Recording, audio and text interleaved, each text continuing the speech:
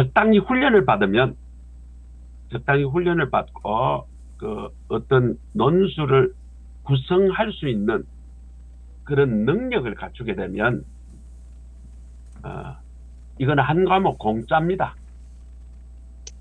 여러분들이 희망을 드리겠어요. 그런데 그 내 안에, 내 머리에 그 논리적으로 어떤 주제를 구성을 하고 그것을 풀어낼 수 있는 능력이 없으면 떨어집니다. 그래서 여러분들에게 설교와 논술 이 두 과목은 어떻게 보면 목사고시에서 서비스 과목인데 많은 학생들이 대단히 어려워합니다. 뭐 다른 과목은 한 번 떨어지면 두 번째 치면 잘 합격을 하는데 논술이나 설교는 떨어지는 사람은 네 번, 다섯 번 그냥 떨어져요. 왜 그러냐면 그것이 그 어떤 주제를 던졌을 때 그 주제를 논리적으로 그것을 풀어날 그런 능력이 갖춰지지 않으면 주제가 뭐 나올지도 모르고 그걸 던지고 시간이 또 제한되죠. 요즘 1시간 주는가 50분 주는가 모르겠네. 1시간 준다고 하지만 출석 체크하고 그 다음 나중에 그 시험지 거둘 때 또 확인을 해요. 그런 시간들이 앞에 한 5분 날아가고 뒤에 한 3, 4분 날아가면 시간이 여러분 실제적으로 쓸 수 있는 시간이 한 30분밖에 안 돼요.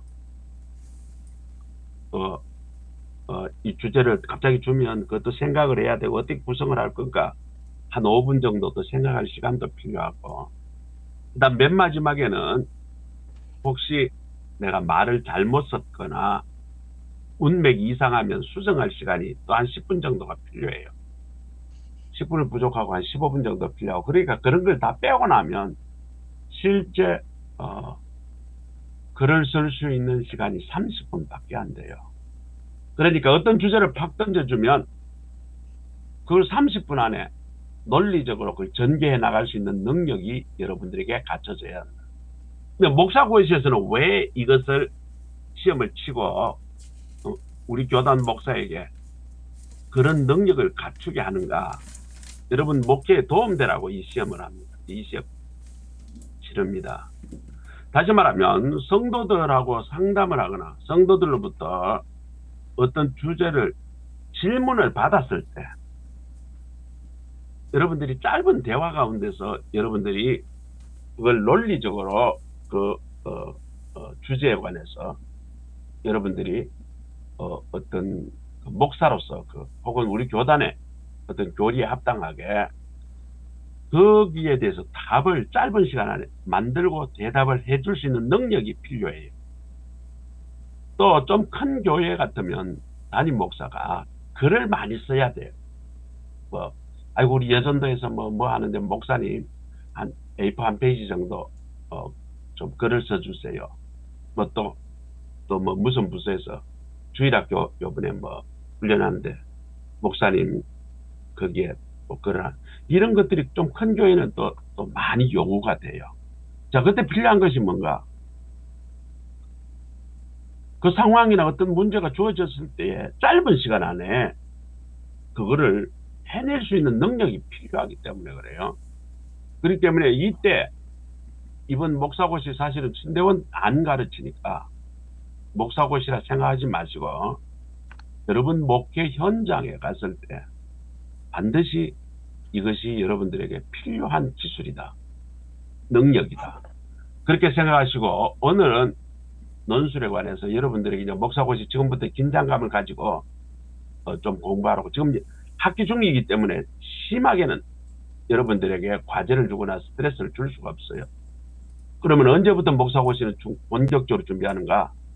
여러분들이 준비 다 끝내고 성탄절 끝나고 연말 연시 끝나고 1월 초부터 제가 다시 학생들 모집을 해서 그때는 굉장히 이제 목사고시 완전히 가도록 월요일 날은 기본반, 화요일은 성경만, 성경만 더 추가로 듣고 싶은 사람은 성경만. 그다음 목요일은 논술 설교 3개월입니다. 일주일에 한 번씩. 그렇게 집중적으로 가르칩니다. 그래서 논술 설교로 따로 하루를 빼서 그것만 집중적으로 하는 것은 다양한 주제에 관해서 여러분들에게 주제를 던져주고 서로 토론을 하고 작성을 하고 저희한테 피드백을 받는 1대1로 코칭을 받는 그 시간들이기 때문에 그 논술 설교를 아주 하루를 따로 빼요. 대부분 뭐 시간이 없다 그러면 월요일 날 저녁에 하는 기본반만 하면 기본반은 교회사와 헌법 위주로 해요. 성경은 뭐 됐다면 시간이 도저히 안 되니까 성경은 그래서 화요일 날 빼고 교회사와 헌법은 그 위주로 하거든. 나머지 과목은 시험을 어떻게 치면 합격을 한다라는 요령을 가르쳐요. 성경도 하루 이렇게 준비를 해서 하세요. 그다음 뭐죠? 무슨 시험 있죠? 교회사, 헌법, 성경, 논술 설교도 그때 소개 정도, 오늘처럼 소개 정도 하는 선에서 그 기본 과정에는 그렇게 들어가요. 면접을 이렇게 준비하고 면접의 다양한 주제에 관해서 이제 질문이 던져지거든요. 그때 여러분들이 어떻게 대답하는 것이 무난하게 통과할 건가. 면접에 당황해서 삼위일체에 대해서 설명을 하세요. 이제 이런 질문이 던져졌을 때 매우 당황하거든요. 사실 그 삼위일체에 대해서 설명을 하세요 하면 그 정답이 없잖아요. 그런 질문이 던져졌을 때 매우 당황하게 돼요. 그럴 때 어떻게 대처할 겁니까? 특히 여자분들은 50세 넘으면 뭐 연세 들어가지고 뭘 지금 하려고 그러느냐. 목사가 요즘 남아도는데 매우 도전적인 질문을 계속 던져요. 젊은 남자들은 좀 이제 그런 훈련이나 성품에 관한 걸 건드리고, 이제 그런 거 건드렸을 때 내가 어떻게 차분하게 잘 대처를 할 건가에 관한 그런 그 면접에 대한 훈련도 기본 과정에는 하루씩 들어가 있어요. 그러나 대부분 교회사와 헌법 위주로, 헌법에는 교리편을 제가 매우 강조합니다. 교리편은 시험에 잘 안 나오지만 여러분들이 신학을 너무 많이 배워서 우리 교단 신학을 여러분이 목회할 때 앞으로 어떤 신학을 붙잡고 가야 하는가에 관한 그것이 여러분들에게 좀 뭐랄까요, 어떤 기준점 가이드라인을 이제 같이 스터디하기 위해서 목사고시 그때에 한번 정리를 제가 해줘요. 짧은 시간 안에. 그것도 참 유익합니다. 여러분들은 신대원 다니면서 여러 교수님으로부터 다양한 신학을 배워요. 근데 그 일부는 우리 교단 신학이 아닌 다른 신학도 있어요. 근데 여러분 신대원에서는 교수님 가르치는 대로만 배웠기 때문에 우리 교단 신학 어디까지를 내가 신학을 붙잡고 가야 될 것인가, 그런 것들이 신대원 졸업에서도 지금 잘 몰라요. 그런 것들을 하는 시간이 기본 과정이다. 그다음 이제 성경은 지금 벌써 성경이 학교 중에 시작이 됐죠. 성경은 굉장히 많은 시간이 필요하기 때문에 학교 중에 시작하고, 그다음에 이어서 계속 1월 달부터 더 강도 높게 제가 과제도 내주고 그렇게 이끌어갈 거예요. 그건 화요일이에요. 논술 설교는 목요일에 한다고 그랬는데, 논술 설교는 처음에 이제 작성 요령이나 이런 것들은 하루 이틀 한 2번 정도는 가르쳐요. 그 다음부터는 각 주제에 관해서 여러분들에게 던져주고 작성을 시키고, 그 작성한 거에 대해서 제가 계속 지도를 할 거예요. 주제를 할 때마다 바꿔요. 그래서 그걸 아마 작성하는 것도 또 그렇게 간단한 게 아니니까 조별로 나눠가지고 주제를 줘서 서로 바꿔가면서 그렇게 작성하도록 훈련을 시켜요. 논술은 그러니까 내가 논리적 능력으로 글을 풀어나갈 수 있는 능력이 있으면 그저 주워 먹는 그런 시간이고 과목이다. 그러니까 좀 저희한테 좀 배우시고, 제가 목사고시를 지도하는 그런 목사들이 우리 교단에 많아요. 장신대도 여러분 좀 최근에 또 후배 한 분이 또 지도한다라고 이 광고 그 판이 붙었던데, 또 그런 분도 계시고, 또 스터디가 또 많아요. 또 각 지방에서도 또 선배들이 또 그렇게 하고, 뭐 그런 많은 사람들이 있지만 논술 설교 부분에 있어서는 아마 제가 제일 경험이 많지 않을까 그렇게 생각합니다. 자, 혹시 지금까지 이야기한 것 중에 혹은 목사고시에 관해서 질문이 있으신 분은 마이크 여시고 질문을 하세요. 제가 대답해 드릴게요.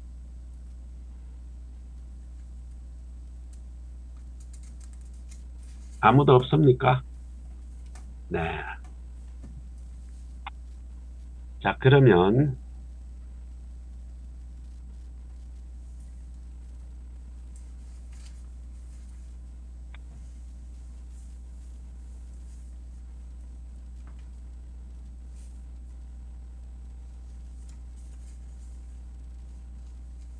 지금 파일 공유 하나 됐죠? 지금 보이나요? 네, 목사님. 네. 자, 요것이 작년 3월 20일에 원래는 이렇게 논술을 채점하겠습니다. 채점 기준이 나왔어요. 자, 서론, 본론, 결론 이렇게 크게 세 부분이 나눠져 있고, 서론의 평가 요소는 개념을 이해했느냐, 이것을 서론에서 보겠다. 배점에 20점짜리가 문제에 대해서 정확한 이해와 개념 정리가 명확한 경우 20점. 자, 여기는 매우 주관적으로 이제 감점이 되겠죠. 그죠? 감점. 이게 채점자의 주관에 의해서 문제에 대해서 조금 뭔가 개념 정리가 좀 부족하다라고 하면 어떡한다? 감점. 여기서 20점에서 이제 감점 쳐 내려가겠죠. 자, 그 다음 문제의 이해가 부분적으로 이루어진 경우에는 절반 점수만 주겠다. 문제가 잘못 이해하고 있다. 주제하고 다른 이야기를 한다면 그건 점수가 형편없이 깎이겠죠. 문제가 부분적으로만 이해해도 절반을 깎는데 제목과 주제하고 전혀 다른 것으로 서론을 전개하면 그거는 여기서 점수가 많이 깎입니다. 자, 본론 갑니다. 주제 고찰과 논리 전개. 자, 이것이 60점입니다. 본론의 60점. 자, 30점짜리 보면 문제에 대한 분석과 자신의 주장이 명확하고 중요 단어가 3개 이상 포함되어서 전개된 경우 30점을 다 주겠다. 그 다음 문제에 대한 분석과 자신의 주장이 제시되고 중요 단어가 2개 정도만 포함되면 20점만 주겠다. 중요 단어 1개만 들어가면 10점만 주겠다. 여기서 점수차가 많이 벌어지겠네, 그죠? 그 다음 논리 입증에 따르는 근거의 적절성이 20점, 10점이 되는데 만점이 20점이고 주장에 따른 근거를 2가지 이상 제시할 때 20점. 주장에 대한 근거가 미약할 때 10점. 자, 이렇게 되네요. 결론은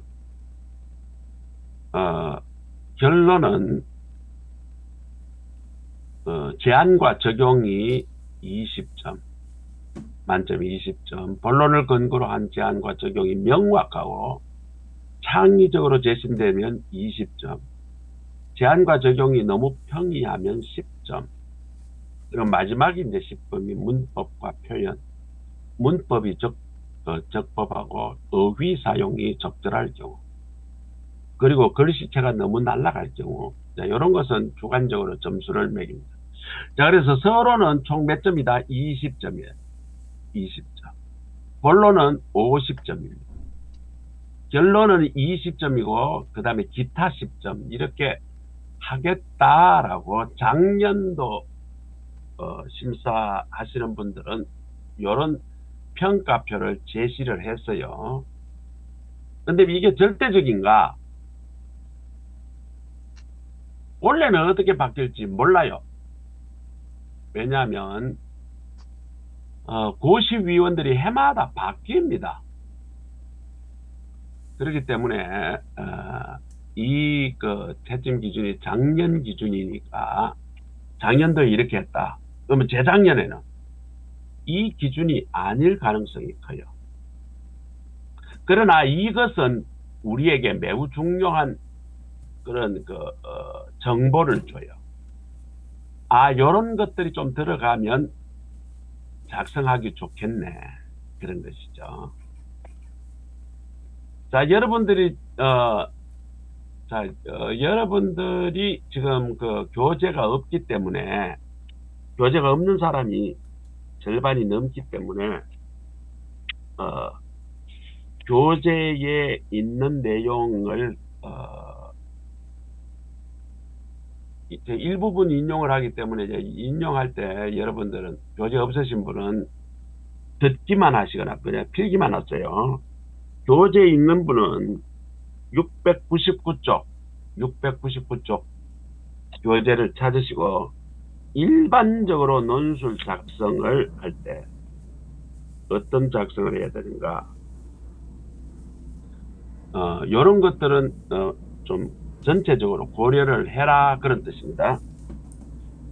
논술이 자기의 의견이 나와야 됩니다.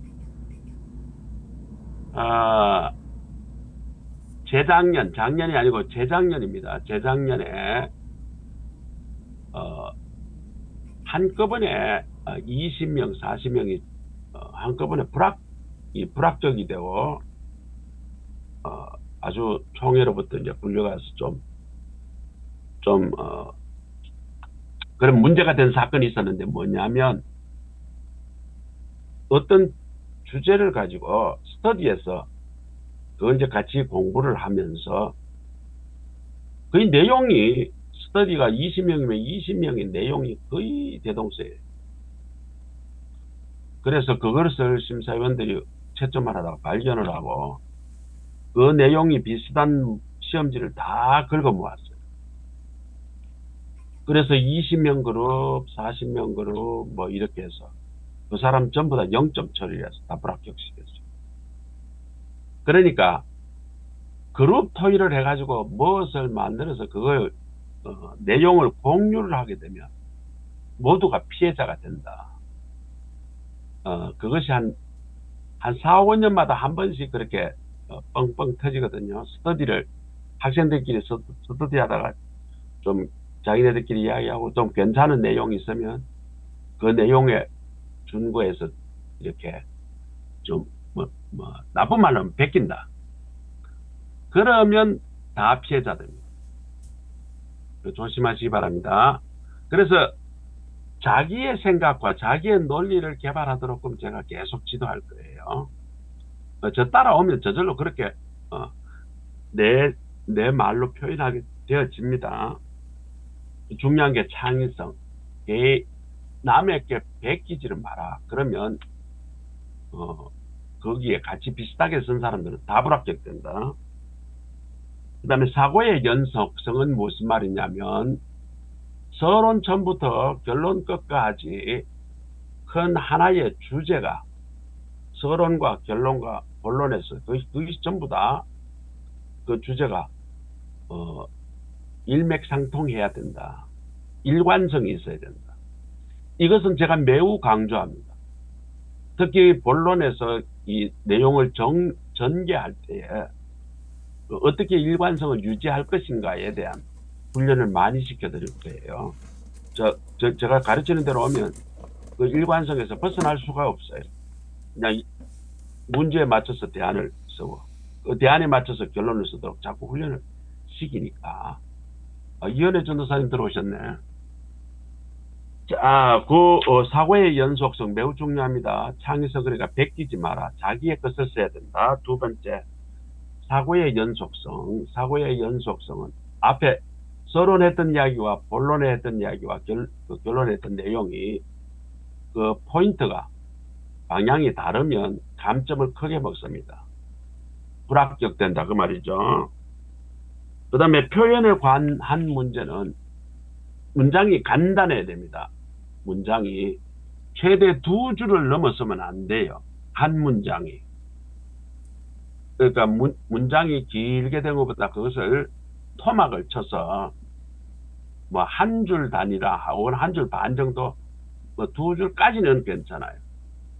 그런데 3줄 이렇게 갈 수가 있거든요. 글을 막 쓰다 보면 뭐 그거는 뭐 이래서 뭐 합니다. 그러나 이렇게 연결이 안 되고 이고 뭐 또 어떻게 연결되고 아니므로 어떻게 이렇게 연결해서 한 문장이 길어지면 그런 것들은 주관적으로 마이너스 2점, 마이너스 3점 정도 감점을 줘요. 제가 고시면허로 채점을 할 때 채점 기준은 저는 간단합니다. 이 논술지를 받아놓고 쭉 읽으면서 가점 받을 부분이 있는가, 그러면 플러스 점수를 표기를 해요. 밑줄 치고 플러스. 그 다음 감점 처리해야 될 것이 있는가, 밑줄 치고 마이너스 점수. 기본 60점을 주고 60점 넘었으면 합격이니까 기본 60점을 주고 플러스 점이 많은가 마이너스 점이 많은가, 그걸 마이너스는 마이너스대로 플러스는 플러스대로 점수 합산해서 그걸 빼면 마이너스 점수가 커지면 이게 60점 밑으로 내려오고 플러스 점수가 커지면 60점 위로 가겠죠. 그래서 저는 점수를 매겼어요. 그러니까 그렇게 하면 논술을 많은 걸 채점할 수 있어요. 근데 그걸 일일이 읽고 그거를 어떤 채점을 한다는 것은 사실 매우 어렵습니다. 저는 그런 기준을 가지고 채점을 했기 때문에 다른 사람의 거의 한 3배, 4배 정도 속도로 채점을 할 수가 있어요. 그래서 여기서 무엇을 말하고 싶냐면 가점을 받을 수 있는 기술이 필요해요.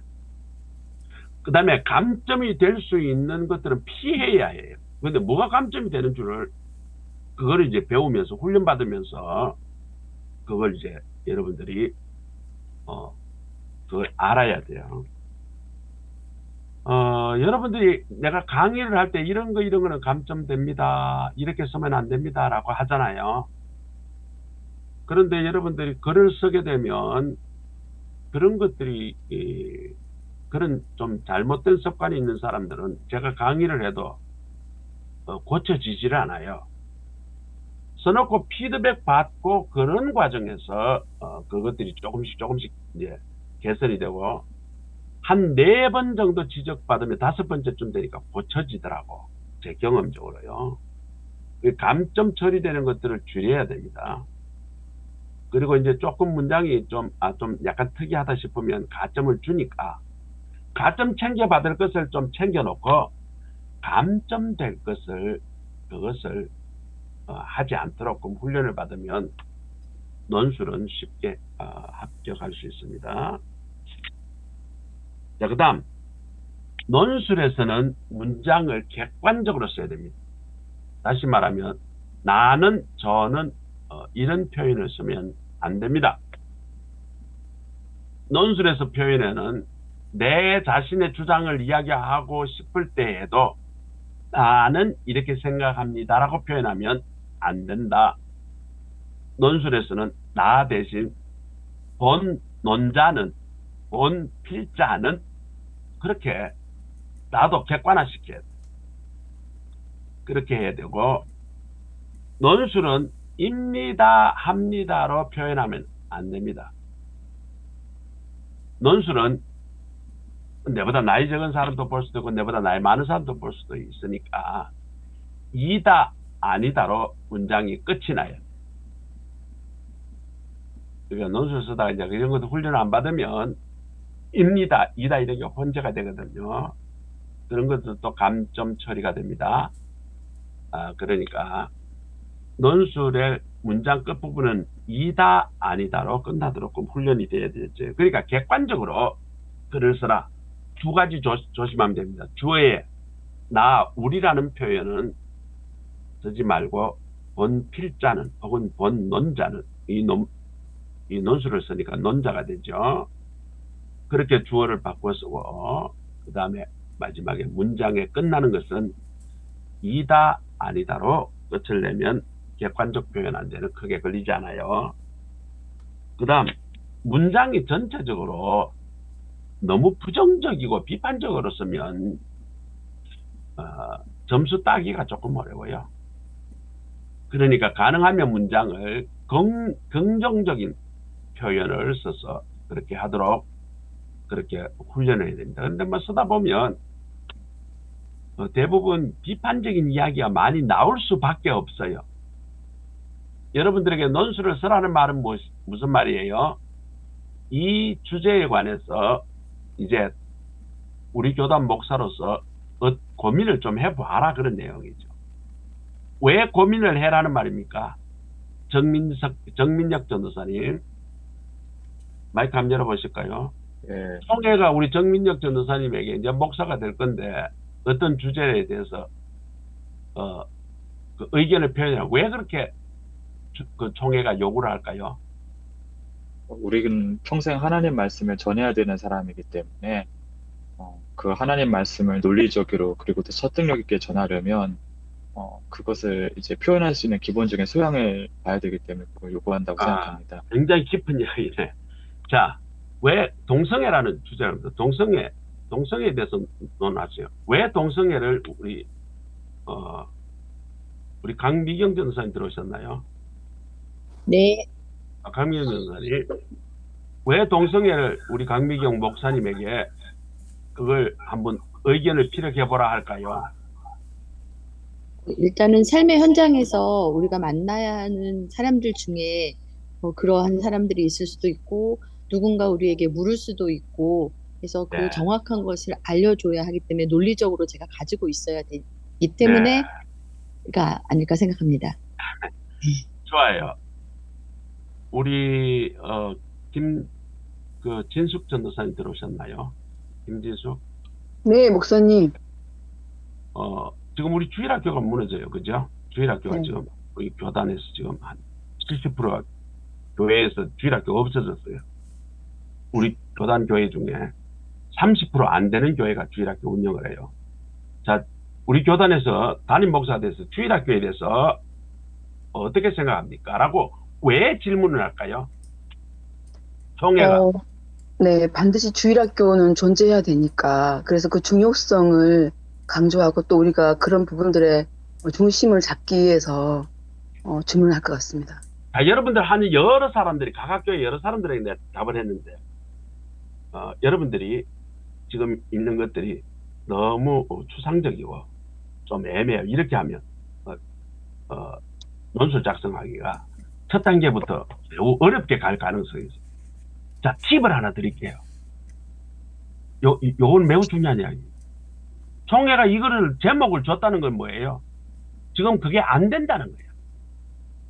문제가 있다는 거야. 그러니까 여러분들이 목사로서 우리 교단 목사로서 이 문제에 대해서 여러분은 어떻게 이것을 대안을 세워서 이 문제를 해결할 건가? 그걸 여러분들이 그 관점에서 그 제목과 그 주제를 들여다봐야 해요. 주일학교 이러면 지금 주일학교 우리 교단에서 문제가 생겼어.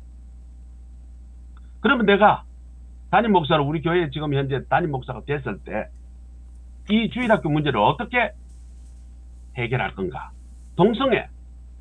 지금 동성애가 지금 우리 교회에 우리 교단 안에 지금 심각한 문제가 됐어. 문제라고. 그러니까 지금 김도현 목사님 당신이 담임 목사 됐을 때 교회 안에서 그런 문제에 대해서 어떻게 대처할 것인가? 그거를 논해보라. 그런 관점에서 들여다보면 문제가 좀 단순해져요. 그러니까 이게 첫 번째 요령입니다. 어떤 제목을 주고 어떤 주제를 줬다는 건 뭐예요? 그것이 지금 우리 교단에서 지금 문제라고 총회가 인식한다는 전제를 가지고 그것을 들여다보고 논리 구성을 시작하는 것이 매우 편합니다. 이해가 됐죠? 그것이 그런 관점에서 보면 빨리 논술이 완성이 되세요. 이걸 막 철학적 신학적으로 끌고 가면요, 그 다음 자기가 감당을 못해. 다시 신학교에서 배우는 신학 재료를 가지고 이 지금 어떤 제목을 해결하려고 논술을 쓰려고 하면 여러분들은 불합격 먹는다는 거예요. 명심하세요. 논술을 그렇게 신학적으로 전개할 시간이 없습니다. 30분 안에 여러분들은 끝장을 봐야 돼요. 30분입니다. 어떤 주제를 제목 주면 갑자기 있다가 느닷없이 작년 주제 중에 희한한 게 뭐냐면 인공지능이었어요. 작년에 예상 총회에서 생각해 보라는 거죠. 인공지능에 관해서 목회적 관점에서 논하시오. 자, 이것이 이제 예상 문제. 물론 그 문제는 안 나왔어요. 8개 주제인가 뭐 10개 주제가 작년도에 총회에서 이거 한번 생각해 보세요. 이 중에 하나 내겠습니다. 이거 사전에 주제를 뭐 8개가 줬는데 그 중에 하나가 뭐냐면 인공지능과 목회예요. 우리 정성애 전도사님 마이크 여시고 네, 네. 인공지능과 목회에 대해서 어떻게 생각하세요? 목사님들이 AI를 이용해서 설교문을 작성하거나 그거를 통해서 설교를 하는 경우가 덜어 있습니다. 네, 그 이제 부도덕하다는 거죠. 네. 네. 우리 김성진 전도사님 들어오셨습니까? 김성진, 네. 네, 잠시만요. 김성진 전도사님, AI와 목회, 그러니까 우리 김성진 전도사님이 목회를 하는데 AI가 교회 현장에 보편적으로 들어왔다. 그럼 어떻게 하실 거예요?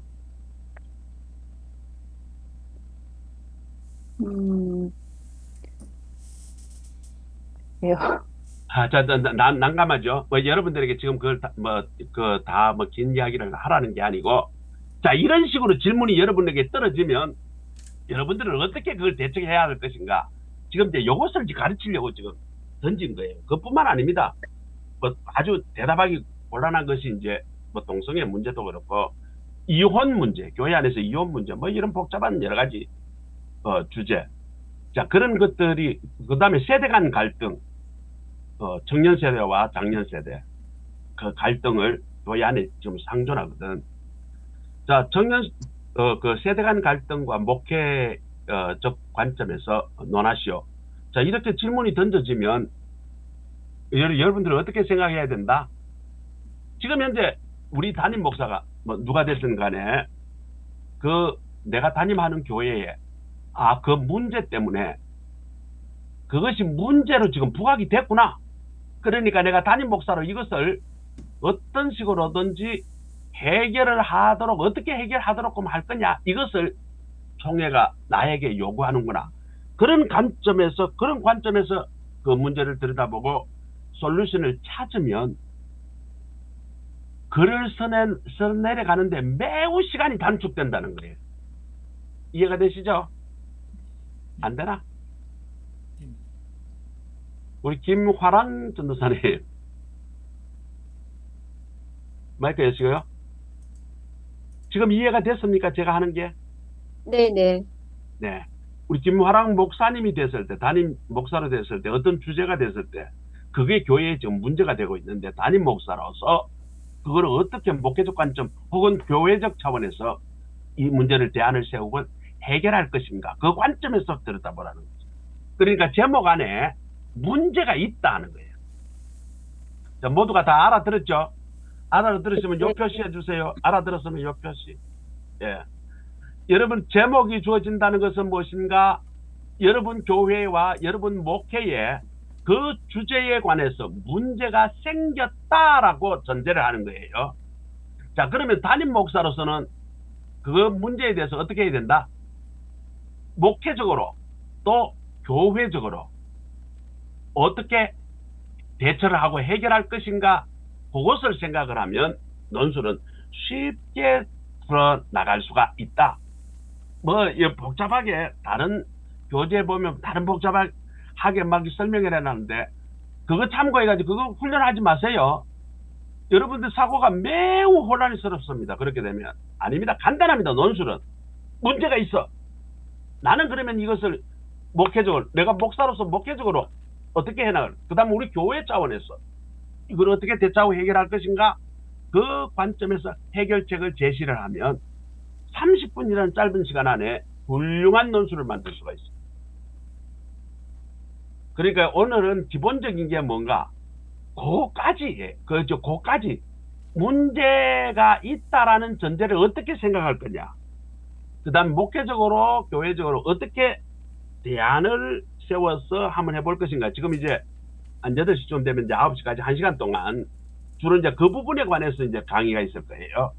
지금 이제 첫 1시간은 논술을 전체적으로 어떻게 이제 준비를 하고 대응할 것인가, 네, 이거에 관한 강의고, 그 다음 둘째 시간은 이걸 구체적으로 이제 각 주제에 대해서 내가 어떻게 그 문제점 도출해야 되고, 거기에 따른 목회적 교회적 대안은 어떻게 해야 할 건가, 이제 그 부분에 대한 오늘 주로 이제 저 혼자 뜯을 거예요. 이제 내년 1월 달부터는 이제 강의가 한 2번 되고, 그 다음부터는 여러분들이 그 작성해서 발표를 많이 시키고, 제가 계속 피드백하고, 요거는 감점됩니다, 요거는 가점됩니다, 요건 요렇게 바꾸는 게 패스가 됩니다, 이런 지도의 시간이 계속돼요. 그래서 다른 사람이 발표할 때 그걸 보면 간접적으로 또 그 교육이 돼요.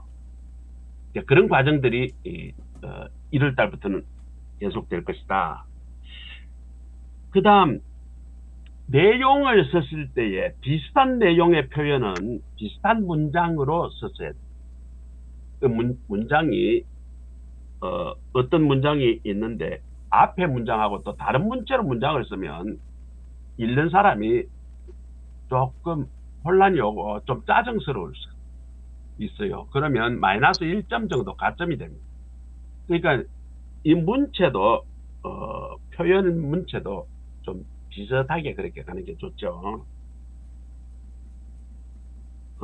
그리고 이 논문이기 때문에, 논술이기 때문에 이것을 우리가 대화하는 표현으로 쓰면 안 됩니다. 그러니까 교과서에 있는 문장처럼 문어체로 써요. 그 편지 글처럼 쓴다거나 대화하는 걸 그 국어체로 쓰시면 그것도 좀 감점이 되죠. 뭐 감점하기 전에 그냥 내년도 다시 치세요 하고 불합격 치시게 버립니다. 자, 그러면 이제 제가 가르치는 논술의 실제는 무엇인가 한번 볼게요.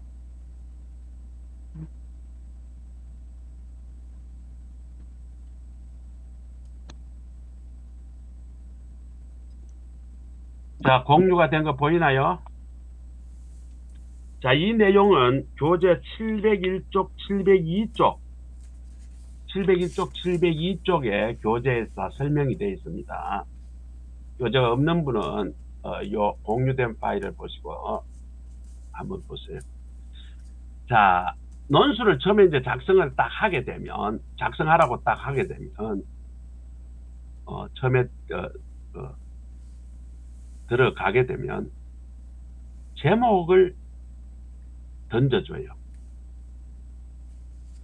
제목을 던져주는데 그 제목은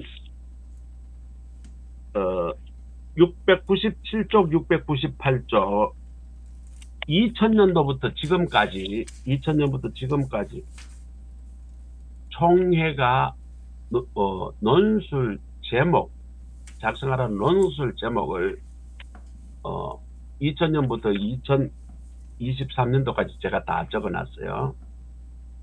그러니까 이 주제들이 다양한 주제가 있죠. 작년도에 작년도죠. 다음 세대 교육을 위해 현재 신앙교육의 문제점과 그 대안. 그러니까 주일학교 지금 다음 세대 교육이 지금 문제가 있다는 거죠. 그래서 작년의 문제는 이것이. 그러면 원래 5월달에 전 시험은 그 제목이 뭐였는가? 한국 교회의 회복에 대해서 여러분들이 기술하시오. 한국 교회 회복에 대해서 논술을 쓰라고 제목이 나왔었어요. 자, 이런 제목, 이런 주제가 목사가 되는 나에게 목회적 관점, 교회 공동체적 관점. 자, 여기서 중요한 키워드가 나왔습니다. 제목, 주제, 그 다음에 나, 목사가 되는 나, 이게 키워드. 그 다음에 대안으로서는 목회적 관점과 교회 공동체적 관점. 이것으로 문제점을 찾고 여기에 대해서 해법을 찾으라는 것이죠. 이 제목이 던져지면 질문이 던져졌다. 4개. 그러니까 문제가 있다. 문제가 있으니 한번 생각해보고 해법을 제시하라. 그것을 요구한다. 이렇게 생각하시면 돼요. 아까 강의했던 내용하고 동일하죠. 자, 어떤 제목이 주어지면 이 질문이 지금 이제 우리 교단 혹은 우리 교회에 지금 문제가 있구나. 그러면 여기에 대해서, 이 문제에 대해서 내가 어떤 대안과 해법을 제시해야 할까? 이거를 짧은 시간 안에 구성을 해야 돼요. 자, 이것을 구성을 하는데 그러면 어떤 관점에서 이것을 대안을 만들어낼 것인가? 목사니까 목회적 관점과 교회 공동체적 관점, 이 두 관점을 가지고 이 질문을 한번 해석을 해보는 거예요. 그래서 여기서 중요한 그 키워드가 뭐예요? 목사되가 나. 여러분, 한 사람 한 사람이죠. 내가 이 주제에 관해서, 이 질문에 대해서 문제가 있어. 그 문제가 있으니까 그 문제가 뭔가? 그 구체적으로 분석을 하고, 그 다음 그 문제에 대해서 해법을 여러분들이 찾아내는 것. 그것이 논술이다. 그런데 어떤 관점에서 이 문제를 바라보고 해법을 제시해야 되는가? 목회적 관점과 교회 공동체적 관점. 이 두 가지 관점에서 그것을 문제로 찾고 또 해법을 이 관점에서 해법을 찾아야 된다. 요것을 뭐라고 하는가? 요것을 2번 문제점과 대안을 찾아요. 문제점과 대안이 굉장히 여러 가지 나올 수 있습니다. 그런데 그 중에서 내가 제일 쓰기 편한, 내가 제일 잘 이해하고 있는 주제, 문제점 3가지만 찾으세요. 자, 여러분들에게 모든 우리 교단에는, 우리 교회 안에 있는 모든 문제점을 다 적을 필요가 절대로 없습니다. 문제점 3가지를 찾고, 문제점이 있으면 여러분들은 대안을 찾을 수가 있어요. 그런데 문제점은 내가 알겠는데 대안을 잘 모르겠다. 그러면 그거는 아예 버려버렸어요. 다른 문제점을 찾고 다른 대안을 찾으면 되거든요. 그 문제점과 대안을 3개를 찾아서 그걸 찾아가지고 그것을 작게 적어요. 어디다 적느냐?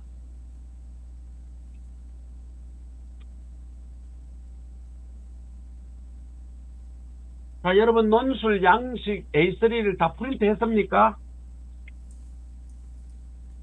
네.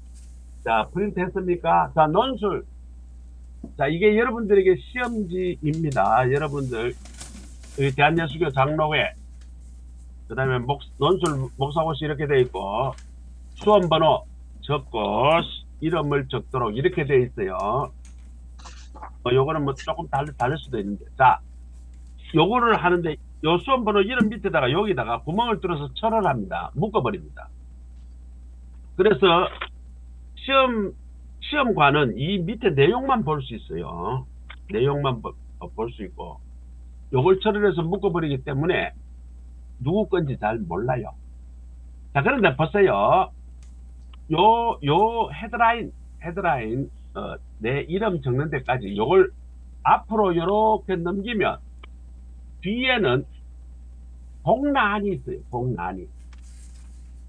여기 공란에다가 요걸 앞으로 당겨서 접어서 여기에다가 문제점 1, 문제점 2, 문제점 3, 그 다음 그 문제점에 대한 짝이 되는 대안 1, 대안 2, 대안 3을 작게 나만 알아볼 수 있도록 이 공간을 활용해서 적으면 됩니다. 그런데 어떤 때는 종이를 A4 용지를 하나 줘요. 뭐 그런 시험 칠 때도 있었어요. 그러니까 한 10번 시험 치면 한 번 정도는 A4 용지를 따로 주는 경우도 있어요. 그러나 대부분은 안 줘요. 이거 시험지 이거 주고 그냥 그 알아서 쓰라고 하거든요. 자, 문제점과 대안을 도출해서 도출하는 과정이 뭐냐면 그것이 설계예요. 설계. 논술을 설계한다. 다 같이 따라합니다. 논술 설계. 논술 설계.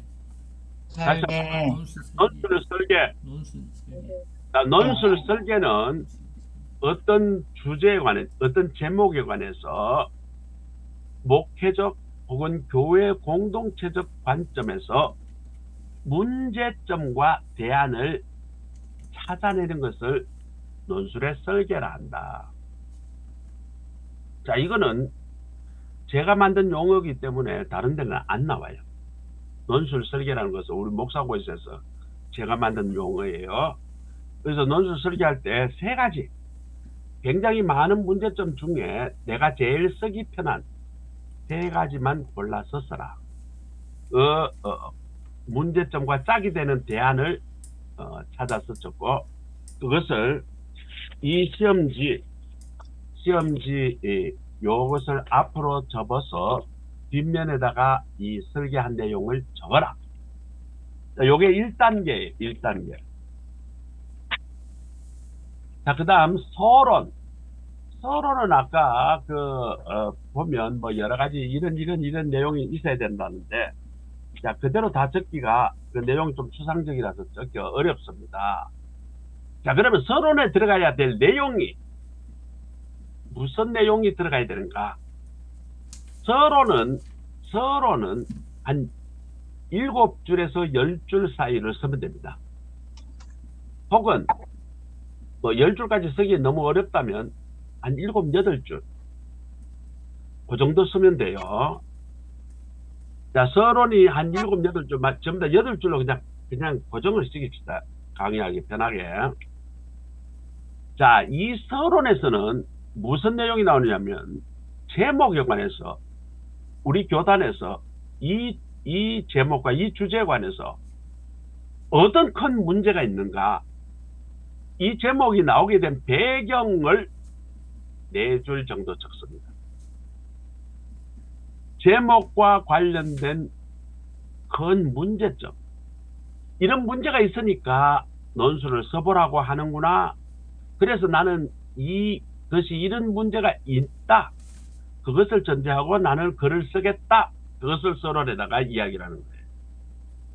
그러니까 주제와 제목과 관련된 문제, 큰 문제를 제시를 하는 거예요.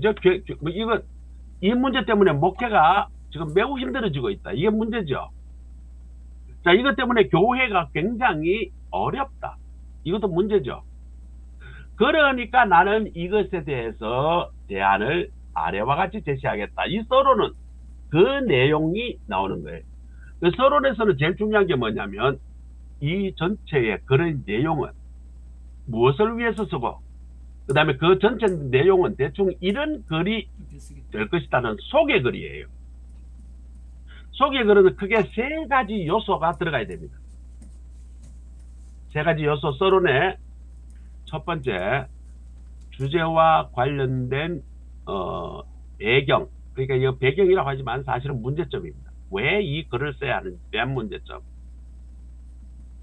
그 다음에 문제점 거기다 추가로 두 줄 해놨는데, 그러니까 내가 생각하고 있는 그 문제점은 이거다.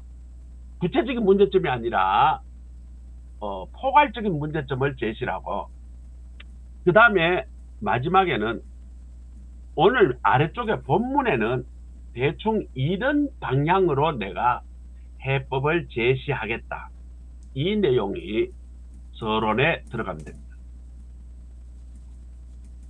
자, 서론 다시 이야기합니다. 8줄인데 처음에 3줄, 4줄은 뭘 써라? 이 주제가 왜 나왔는가? 그 배경을 쓰고, 그 다음 배경과 이어서 뭘 써야 된다? 이것이 교회나 목회에 어떤 문제점을 지금 현재 주고 있는가? 그 다음 세 번째는 뭘 쓴다? 나는 거기에 따른 대안을 큰 방향으로, 이런 방향으로 이 문제에 대한 대안을 아래와 같이 논하겠다. 그렇게 하면 한 8줄 쓰면 서론이 훌륭합니다. 됐나요?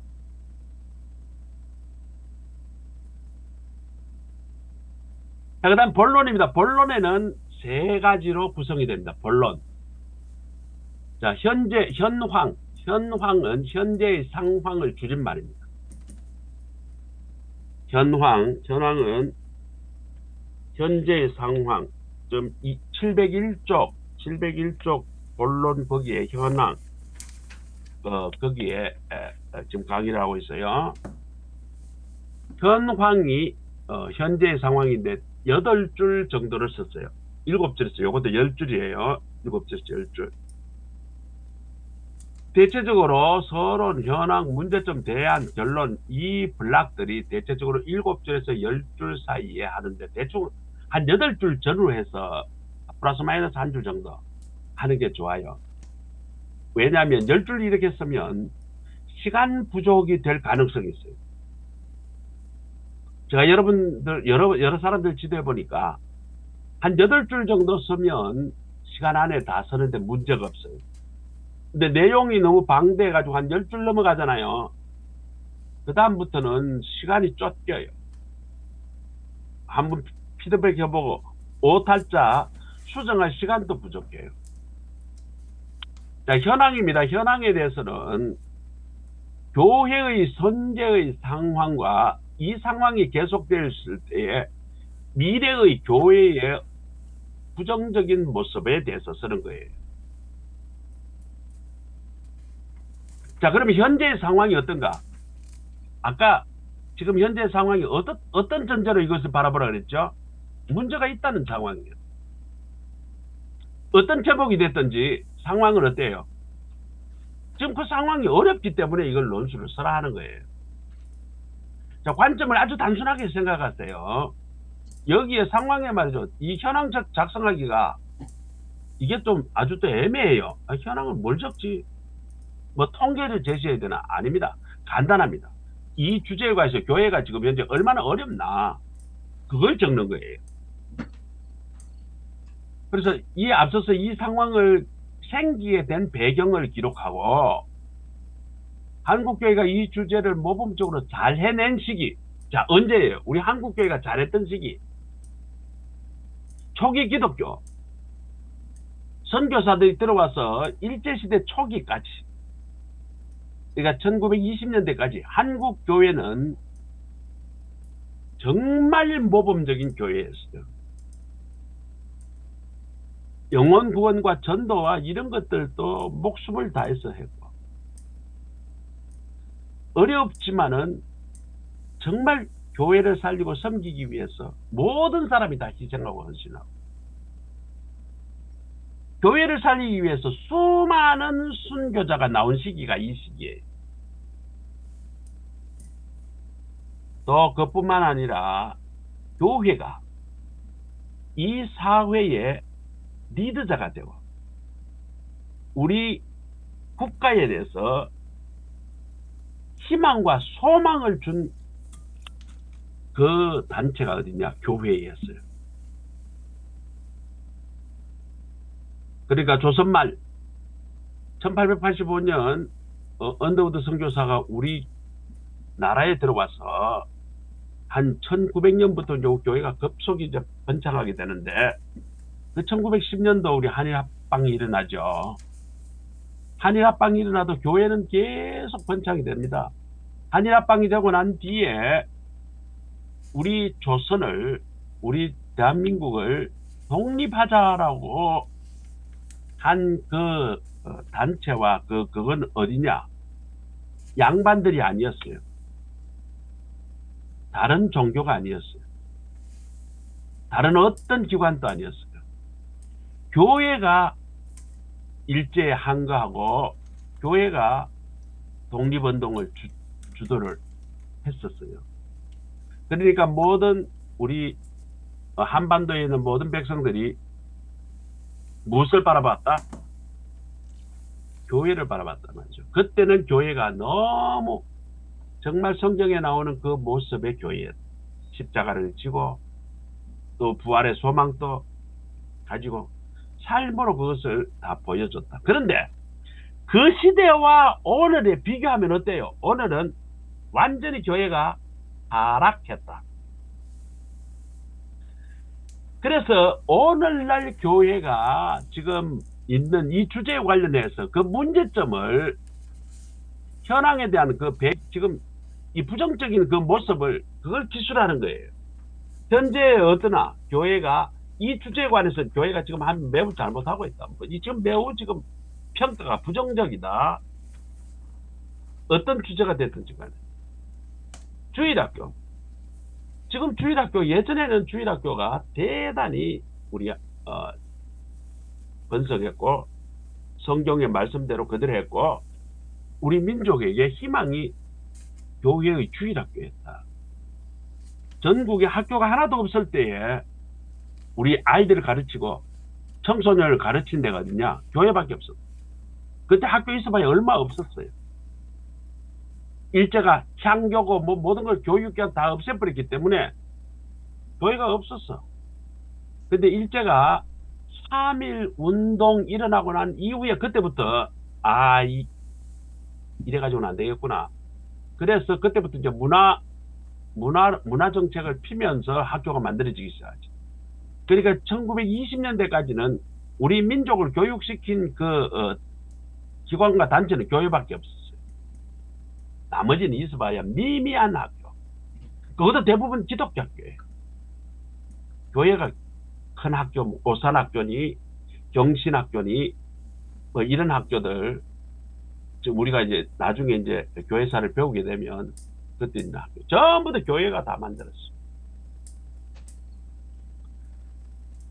그 시대와 지금하고는 뭐 비교를 해보면 지금은 교회가 이 사회에 대해서 우리 국가를 위해서 교회가 잘한다고 칭찬을 받나? 그러지 못해요.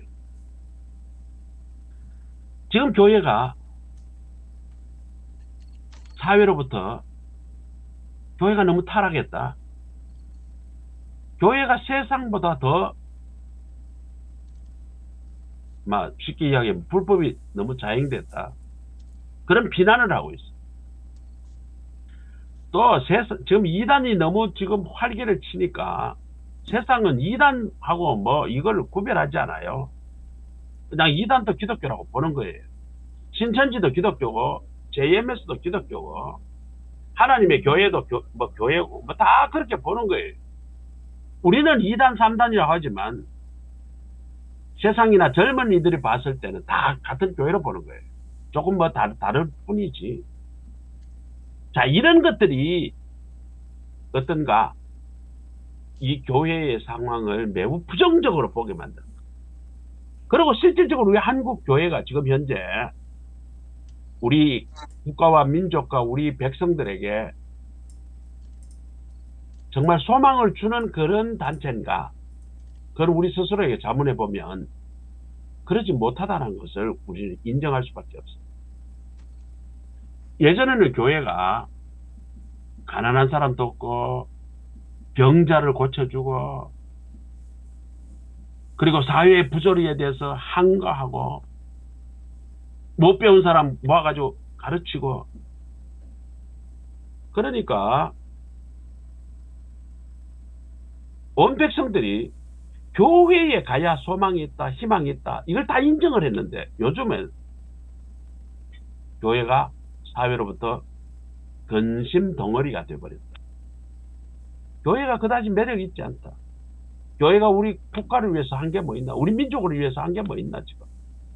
교회는 스스로 배부르고 돈 모아가지고 빌딩 높게 짓고 교회 큰 교회 짓고 단임 목사 말이지 그랜저 뭐 더 좋은 거 아파트 더 좋은 거 뭐 이런 식으로 사회에 대해서 국가를 위해서 민족을 위해서 뭐 별로 한 게 없다는 거죠.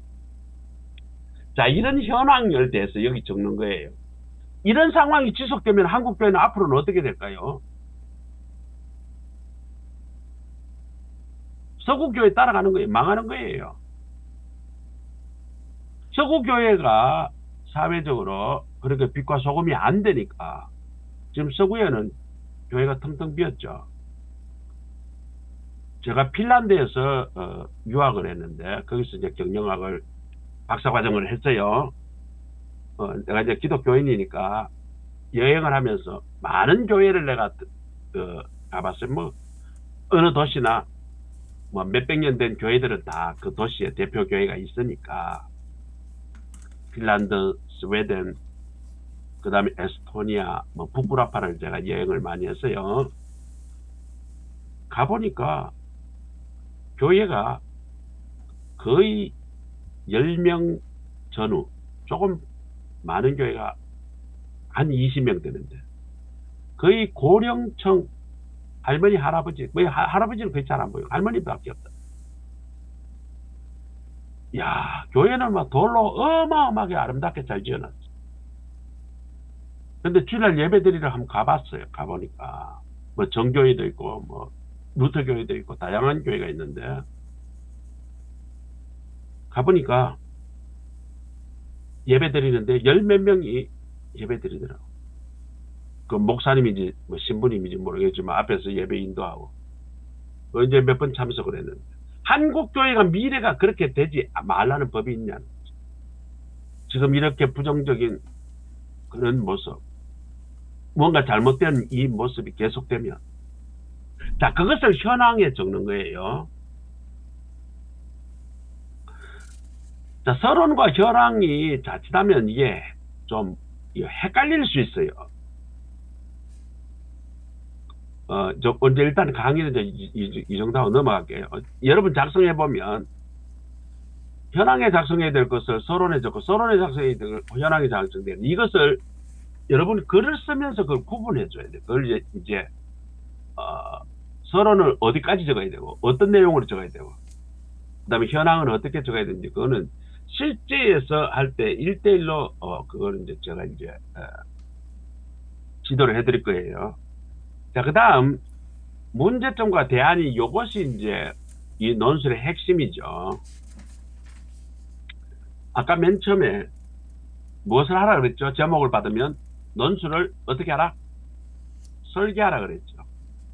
그 논술 설계한 제목에 대로 문제점 3개를 문제점 첫째 무슨 문제 이러한 것은 문제이다 라고 적고 그것을 풀어서 적습니다.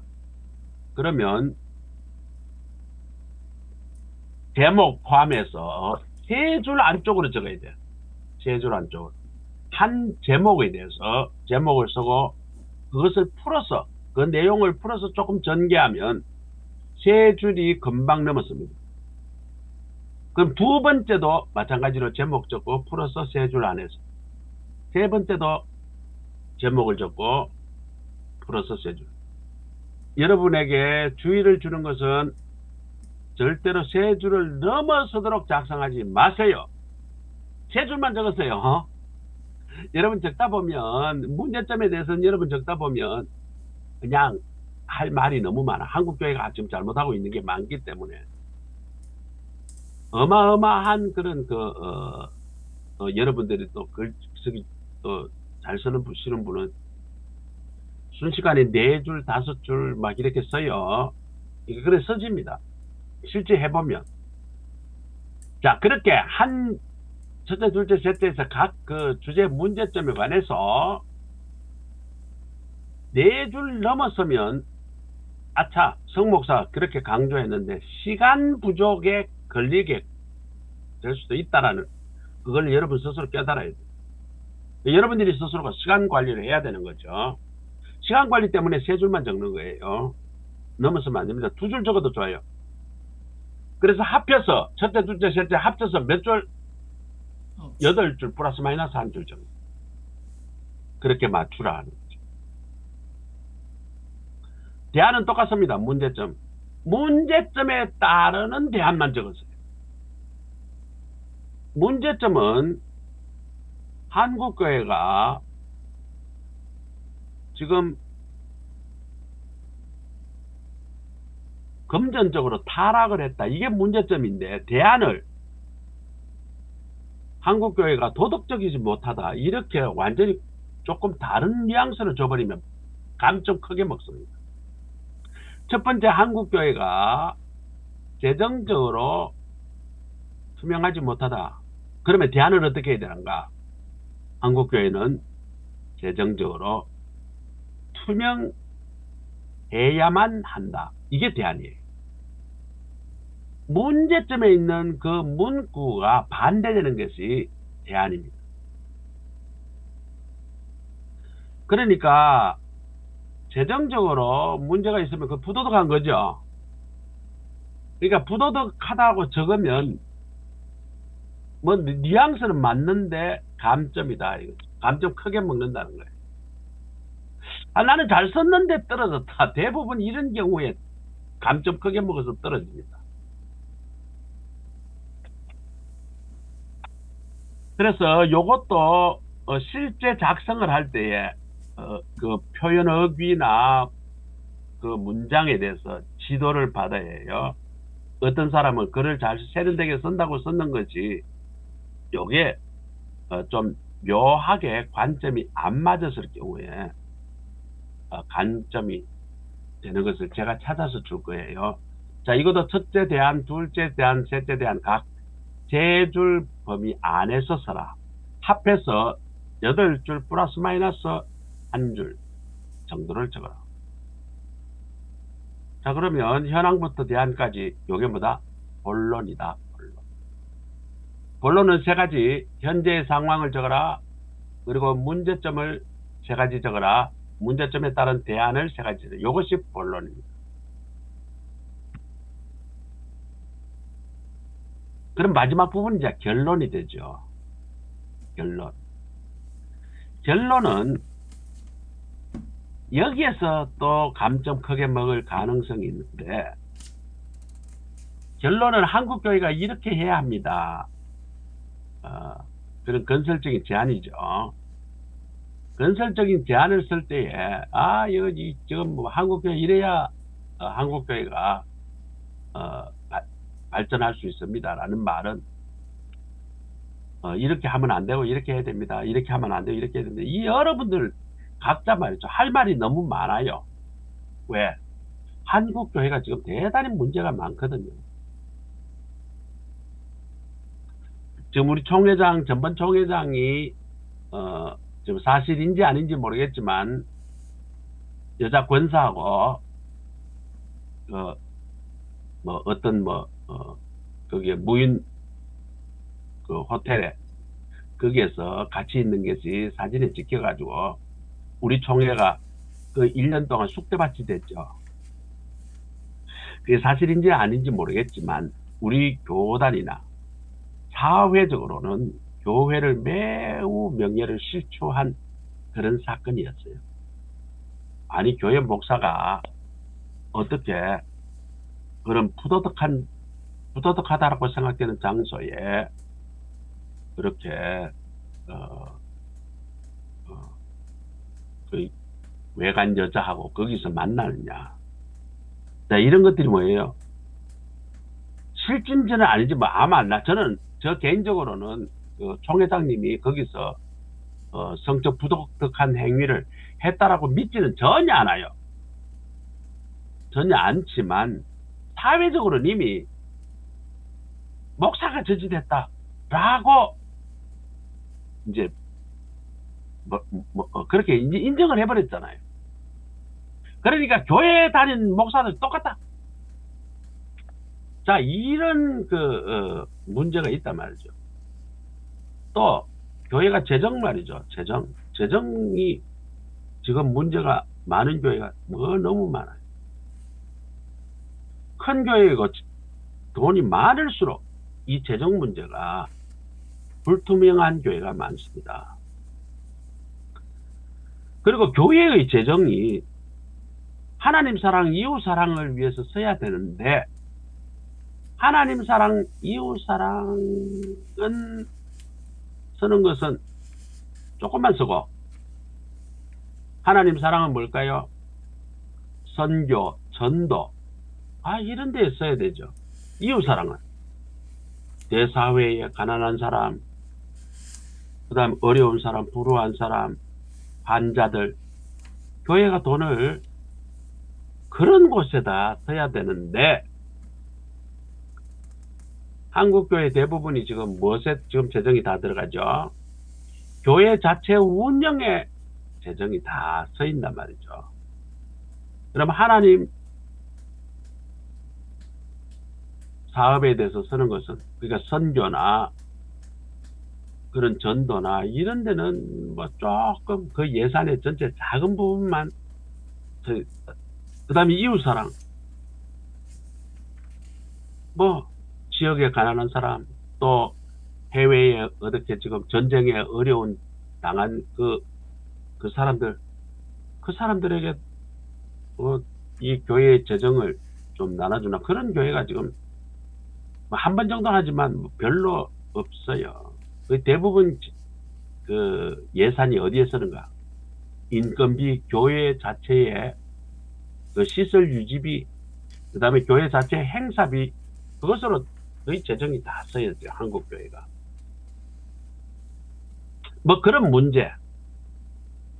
또 목사가 또 심각하게, 목사의 3대 직무가 뭐죠? 예수님께서 말씀하신 마태복음 10장에 나오는 내용,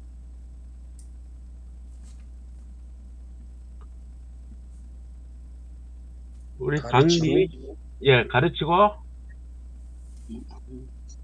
또 가르치고, 하고 하고 가르치고 네? 전파하고. 그렇습니다. 가르치고, 목사가 전파하고, 고치고, 치유하고, 그 말이죠. 가르치는 거는 설교죠, 설교로 가르치니까. 그 다음, 전파하고는 뭐예요? 전도. 전도해야죠. 목사가 전도해야죠. 선교해야죠. 그 다음에 고치고는 뭐예요? 성령의 능력으로 귀신을 쫓아내고 치유사역. 예수님은 목사는 그 세 가지를 하라 그랬어. 나를 따르는 제자들, 이 세 가지를 하라 그랬어. 가르치고, 넌 잘해. 매주 설교하고 새벽에도 설교하고 설교하죠. 여러분 이제 담임 목사 되면 설교 구덩이에 빠져가지고 헤어나지를 못합니다. 설교가 한국교회 목사는 설교에 아주 그냥 녹아납니다. 어쨌거나 가르치고는 한국교회 잘해요. 그런데 목사가 전도를 안 해. 목사가 전도를 안 해. 아니 전하고 예수님이 명령해도 안 한다니까, 한국교회.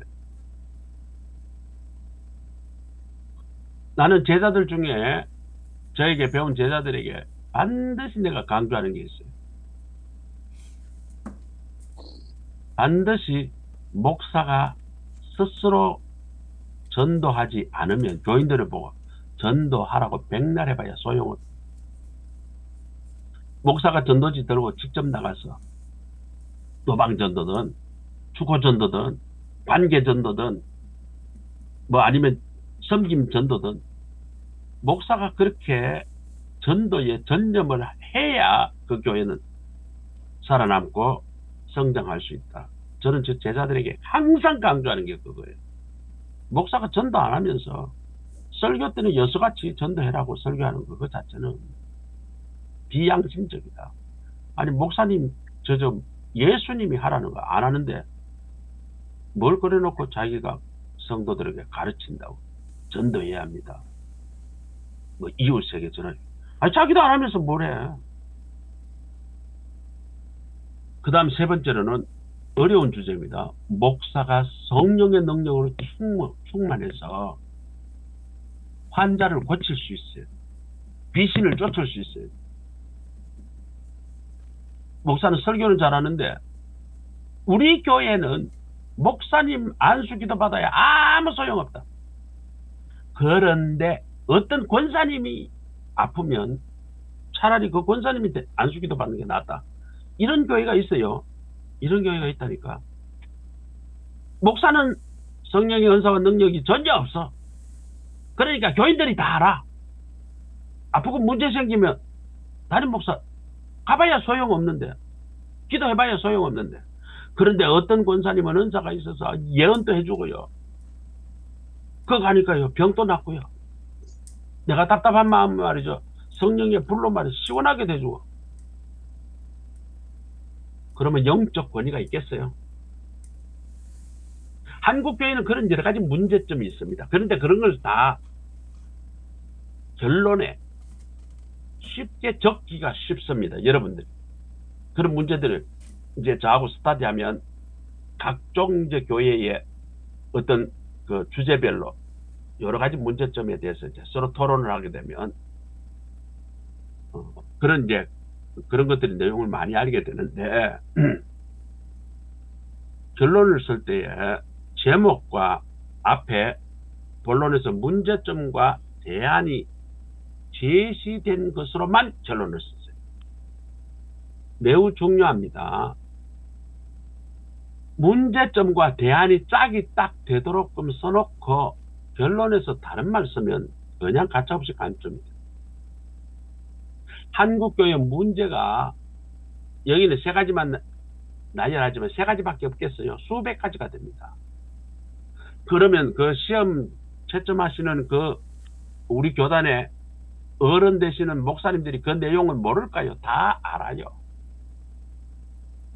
신대원 졸업한 여러분들에게 진짜 아주 새끼 목사들도 아는데 3년 수정 겪은 목사님들 모르겠냐고. 그거 다 적을 필요 없어요. 뭘 적어야 된다? 뭐만 적어야 된다? 대안에서 여러분들이 이렇게 해야 한다라는 것만 적었어요. 매우 중요한 포인트를 강조합니다. 결론에서는 여러분들이 대안에서 제시한 내용의 범위를 벗어나게 됩니다. 다른 내용을 적으면 그때부터 뭐가 된다? 가차없이 감점이 됩니다. 그 내용의 분량이 커지면 감점의 숫자도 커진다. 자, 그래서 대안의 내용이 첫째 뭐가 뭐 이렇게 해야 됩니다. 둘째 이렇게 해야 됩니다. 셋째 그렇게 적다 보면 한 4줄에서 5줄밖에 안 나와요. 결론이. 앞부분에 살좀 한국교회가 이런 제목에 대하여 이런 문제점이 있음에도 본논자는 첫째 어떻게 해야 되고 둘째 뭐 어떻게 하고 셋째 뭐 어떻게 이렇게 적으면 한 5줄 돼요. 그런데 그 제목과 배경을 빼버리면 딱 4줄이 나와요. 아, 그러면 결론도 한 8줄쯤 돼야 되는데 4줄 써도 사실은 거의 합격을 해요. 그런데 그 4줄 쓰는데 분량이 좀 부족하다. 한 5줄 부족하다. 그러면 그 밑에다가 조심스럽게 목사 개인과 개교회에서 할 수 없는 것들이 많이 있어요.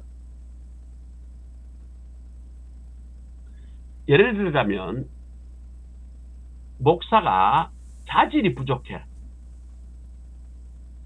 그럼 목사가 자질이 부족한 그 목사에 대해서 교육시키고 훈련시키는 것이 스스로 가능합니까? 아니요. 교회 차원에서 그게 가능합니까? 불가능해요.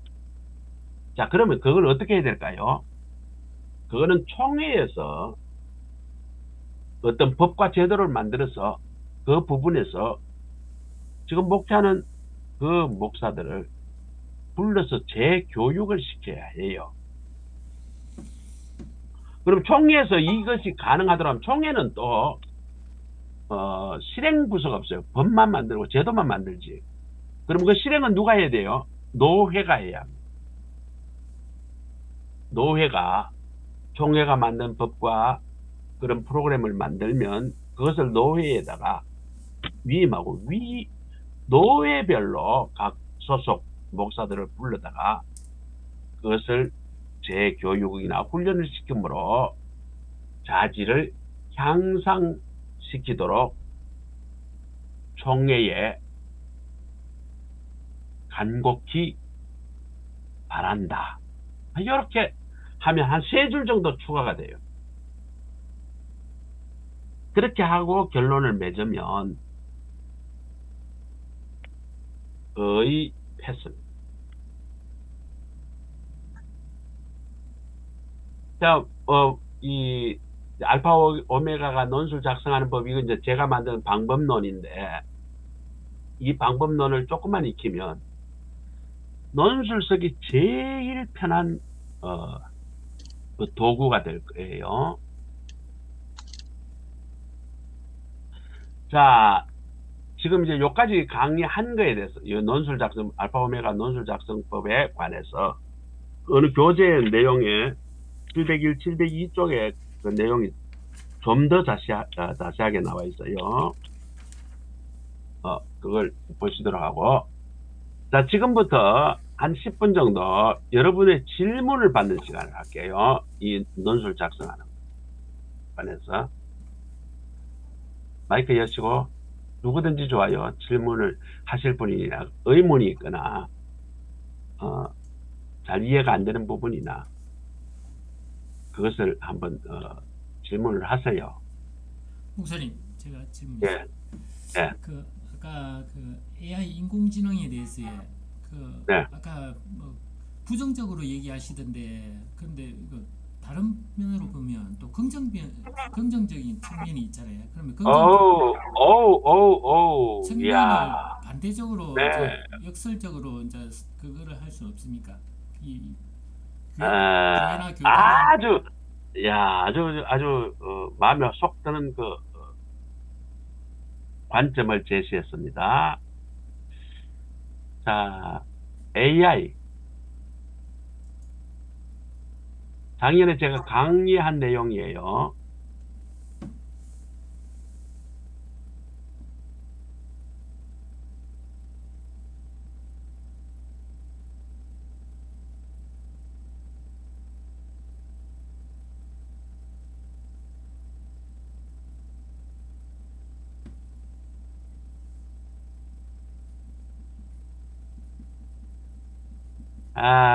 이제 강의한 내용인데,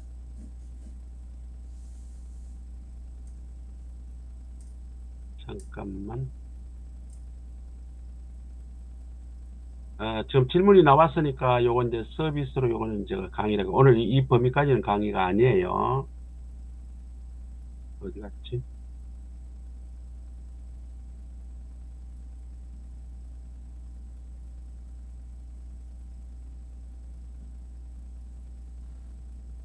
보이나요?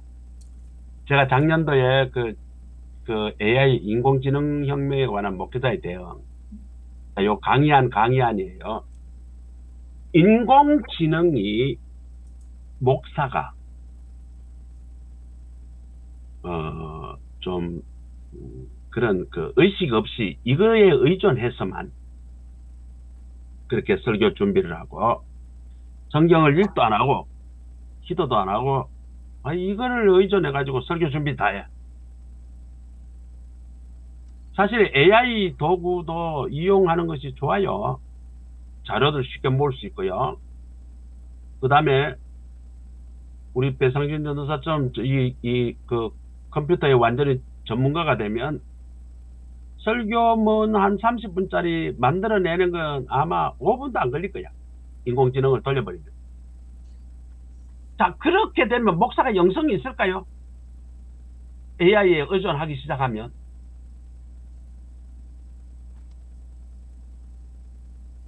목사는 하나님과의 관계가 바로 되는 게 그게 목사인데, 그거는 때려쳐버리고 성경도 안 읽고 성경 묵상도 안 하고 기도도 안 해. 성령 충만을 훈련도 안 해. 디리다 AI로 가지고 다 해. 그러면 그게 목사예요? 아니면 그냥 기술자예요? 기술자. 자, 그것을 어떻게 표현할 거냐 하는 거죠. 자, 그 다음 그 뒤로 가보세요. 인공지능. 앞으로 이 온라인을 통한 소통이 인공지능이 되면 훨씬 더 잘 될 거예요. 그러면 교회가 그걸 안 쓸 거냐 이거죠. 인공지능 툴을 써서 커뮤니티를 만든다거나 소통을 쉽게 할 수 있다면 교회가 그거 안 쓸 이유가 없잖아요. 우리 배상진 목사님 같은 사람이 우리 교회에 어떤 내용을 유튜브로 쉽게 만들 수 있잖아요. 우리 교회에 있었던 행사를 키워드 몇 개 주고, 그 다음 인공지능 보고 요 동영상 3분짜리 하나 만들어라. 금방 만들 거 아니에요. 그걸 가지고 우리 교회 홍보나 아니면 우리 교회에 있는 사람들 소식을 전할 때 그냥 글로 주기보다는 그런 거 유튜브로 만들어서 주면 훨씬 더 소통이 잘 되겠죠. 또 젊은이들이나 또 이런 사람들에게 다가가기 쉽고, 요즘 글 올리면 잘 안 봅니다. 글 좀 길면 아예 안 봐요. 근데 유튜브는 봐요. 나도 그래요. 하루에 쏟아주는 글들이 설교문이라고 말이죠. 내 설교 좀 봐달라고 나한테 말이죠. 설교문을 보내는 목사님들이 수백 명 돼요. 매일매일. 오늘의 말씀 묵상 이러면서 내가 보내달라고도 안 하는데, 그걸 그렇게 목사들이 말이죠. 서로 막 여기 거 저기 보내고 저기 거 여기 보내고, 제가 수백 건을 봤는데 제가 그거 볼까요 안 볼까요? 하루에 한 400건 500건 오면 니 잘났다 그러고 그냥 전부 그냥 다 지워버려요. 저 누구나 나는 또 총회 소속 부흥사이고 서울 부흥단 부흥사이고, 또 그 다음에 우리 또 몇몇 학교에 또 내가 지도하는 설교 지도하고 이런 지도 그룹들이 또 목사들 그룹이 있어요. 그러니까 내가 이제 우리 교계에서 조금 이제 지명도가 있으니까 이상하게 우리 교단 목사인지 아닌지는 모르겠지만 하여튼 많은 목사님들이 자기가 만든 설교문이다, 자기가 만든 어떤 주장이다, 이거를 말이죠. 그걸 너무 많이 보내오는 거죠. 근데 제가 그거 안 읽어요. 읽을 시간도 없고. 그런데요. 그걸 말이죠. 유튜브를 간단하게 한 2, 3분 정도 혹은 길면 10분 그렇게 만들어서 보내는 목사가 간혹가다 있어요. 그러면 흥미로워서 본단 말이죠. 그게 뭐예요?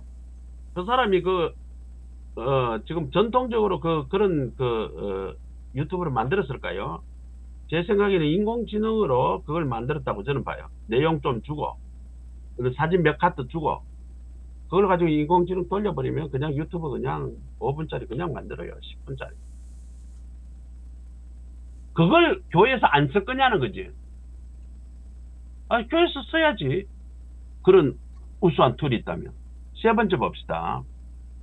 인공지능의 기술을 이용해서 여기서 나오는 정보를 가지고 성도들의 신앙과 인공지능하고 이것을 같이 묶어가지고 이게 통합되도록 좀 어떻게 할 수 없을까? 신앙의 문제를 인공지능 툴, 예를 들자면 성경 말씀이나 아주 좋은 찬양이나 이런 것들을 인공지능의 툴을 받은 유튜버가 됐든 아니면 또 엄청난 그런 좋은 어떤 그런 음악이라든가 그런 성경의 내용을 또 만들어서 그렇게 성도들에게 제시가 됐다면 그걸 보고 신앙이 더 강화가 된다면, 그 음악을 듣고 신앙이 강화된다면 교회에서 그걸 안 쓸 이유가 없죠. 그다음 네 번째, 그런데도 불구하고 인공지능의 기술의 사용에 이게 어떤 문제가 있나? 이것에 하게 되면 목사가 여기에 매몰될 가능성이 있어요. 지는 성경도 아니고 기도도 안 해. 성령의 능력도 없어. 그러면서 뭐 인공지능 믿어 부목사 시켜가지고 야 이거 만들어 저거 만들어라.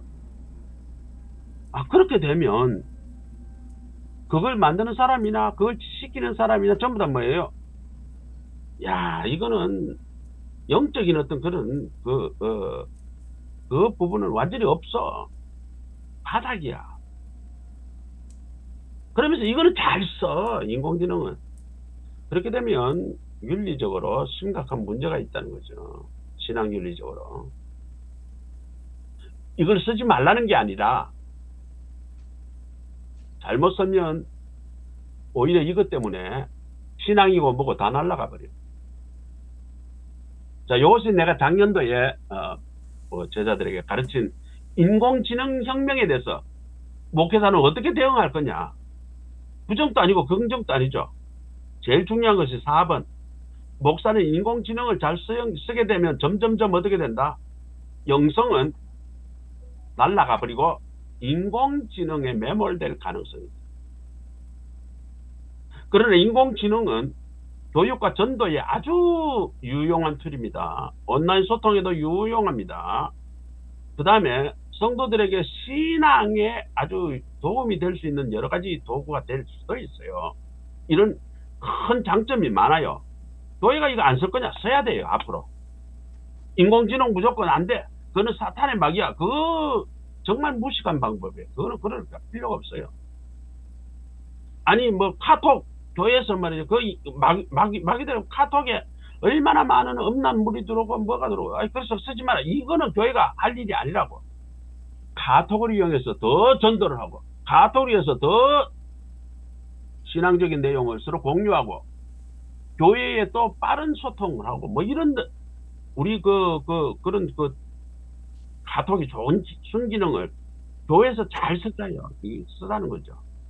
근데 그런 것들에 매몰이 돼버리면 공동체가 없어지는 거죠. 공동체에서 서로 만나가지고 살도 부대끼고 서로의 감정도 느끼고 그냥 온라인에서 그냥 문자 왔다 갔다 하는 것은 감정으로 서로 공감하기에는 상당히 제한적이에요. 물론 그래도 그 내용이 좀 갈 수는 있겠지만 사람들이 모여서 있는 사이에서 관계적 역학이 없다고 온라인에서는. 그렇기 때문에 공동체가 잘 안 만들어져. 언제든지 탈퇴할 수도 있고 거기다 뭐 또 안 보이니까 뭐 좀 심한 말도 온라인에서 쉽게 할 수 있고요. 그러나 실제 공동체, 오프라인 공동체가 되면 그렇게 할 수가 없죠. 인격이 거기 그 과정에서 성숙도 되고 그 교회 공동체가 온라인에만 의존하면 그거는 문제입니다. 그러니까 그런 관계적 측면이나 영성적인 문제나 이런 것들이 인공지능이나 이런 기술들이 나온다 해서 거기에 전적으로 의존하는 것은 교회 망하게 하는 딱 지름길이다. 질문에 대한 답이 됐습니까? 네, 목사님. 자, 또 다른 분 또 질문이 있으십니까? 다른 분 또 누가 있으면 또 말씀하세요.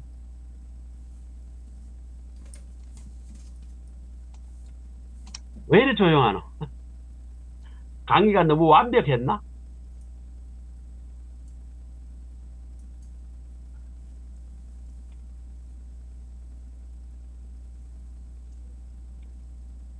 좋습니다. 우리 강미경 전도사님. 예. 네. 오늘 강의 내용 중에 어떤 부분이 와닿고 어떤 부분이 크게 도움된 것 같아요? 목사님 인터넷 상황이 안 좋아서 잘 못 들었습니다. 아이고 떠나. 네. 강선영 전도사님. 질문. 네, 목사님. 네. 지금 오늘 한 강의 중에 어떤 부분이 좀 도움이 된 것 같아요? 그 논술 작성의 요령에 대해서 네, 그 논지를 나는 저는 쓰지 말아라 뭐 이렇게 구체적으로 말씀해 주신 게 좀 네. 많이 도움이 됐고요. 네네. 주제에 대해서는 저희가 계속해서 풀어 나가야 될 것 같아요. 네. 네네. 오늘 훈련을 받아야 되죠. 네. 네. 우리 권오향 전도사님. 권오향 전도사님. 김도애 전도사님. 네, 목사님. 오늘 도움된 부분이 어떤 부분일까요? 어, 그, 그 논술 작성법을 말씀해 주셨잖아요. 네네. 그래서 구체적으로 서론과 본론과 결론에 들어가는 그 내용들을 구체적으로 짚어주셔서 그게 도움이 된 것 같고, 또 중요한 것은 그 목회적 관점과 교회 공동체 관점에서, 그 질문을 던지고 그 해결책을 제시해야 한다. 그 네. 부분이, 예, 구체적으로 알게 된 것 같아서, 네. 예, 도움이 많이 된 것 같습니다. 네. 네. 승진 전도사님. 김승진 전도사님. 김승진 전도사님. 우리 김혜성 전도사님. 네, 목사님. 오늘 강의 중에 본인에게 크게 도움됐던 부분은 어떤 부분일까요? 어, 논술 작성하는 데 있어서 구체적으로 뭐 서론은 몇 줄, 결론 몇 줄, 그다음에 본론의 현황과 문제점, 대안에 대해서 이렇게 쓰고 또 그 논술에서 사용하는 용어들도 이렇게 알려주셔가지고 구체적으로 좀 도움이 된 것 같습니다. 네. 정민혁 전도사님.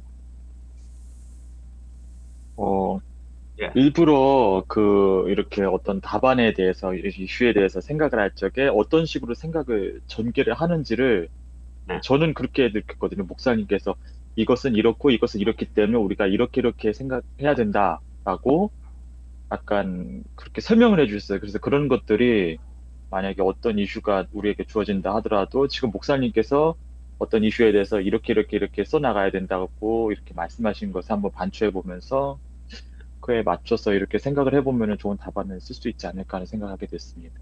네.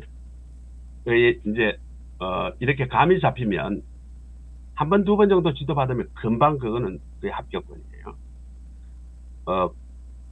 우리 강성군 전도사님 들어오셨나요? 강성군. 네, 목사님. 네. 오늘 강성군 전도사님 강의 듣고는 본인에게 도움된 건 어떤 게 있을까요? 네, 저는 첫 번째 그 주제 총회에서 내는 문제점에 대해서 왜 이걸 내게 됐는지 교회의 그 문제에 대한 현황 문제를 그 출제자의 입장에서 써야 되는 거. 그래서 지금 목회로서 목회적 관점이나 어떤 교회 공동체의 관점을 이걸 바라보고 대안을 제시해야 된다. 이게 가장 와닿았고요. 그다음에 두 번째 같은 경우는 말씀하신 대로 서론, 본론, 결론에 대한 어떤 것들을 써야 되는지, 구체적으로 몇 줄 써야 되는지 이런 것들을 들으면서 좀 도움이 됐고요. 세 번째는 그 문장 어체 자체가 구어체가 아니라 문어체의 어떤 그 형식을 이다로 끝나야 된다는 걸 좀 배우게 되었습니다. 감사합니다, 목사님. 우리 강미애 전도사님. 강미애 전도사님. 우리 김화랑 전도사님. 네. 앞에서 말씀하신 분들, 전사님들 말씀해 주던 마음이 그 내용이 포함이 되는데요. 어, 어, 제가 뭐야, 그 논술 쓸 때 나라는 얘기하고 저라는 얘기 대신 본 논지는 그리고 논자는 본 논자는 그리고 본 필자는 그런 말로 객관적으로 써라. 예, 예, 써야 한다는 것도 이 시간에 다시 배웠고요. 여러 가지 저는 이제 처음이라 아주 논술 작성하는데 처음부터 끝까지 너무나 유익한 시간이었습니다, 교수님, 목사님. 네. 고은규 전도사님. 권규 전도사님, 김수현 전도사님. 네, 목사님. 논술이 앞에서 말씀하신 것도 다 공감은 되고 하는데, 또 이제 저희가 필수로 해야 되는 거니까는 하는데, 아직까지는 조금 말씀이나, 그러니까 성경이나 논술이 제일 어려운 것 같습니다, 저는. 네. 그래서, 예, 열심히 어렵지 들어야 될 것 않아요. 같습니다. 훈련 받으면 어렵지 않아요. 네, 성경은 범위가 많기 때문에 어려움을 맞아요. 요절도 많이 네, 배워요.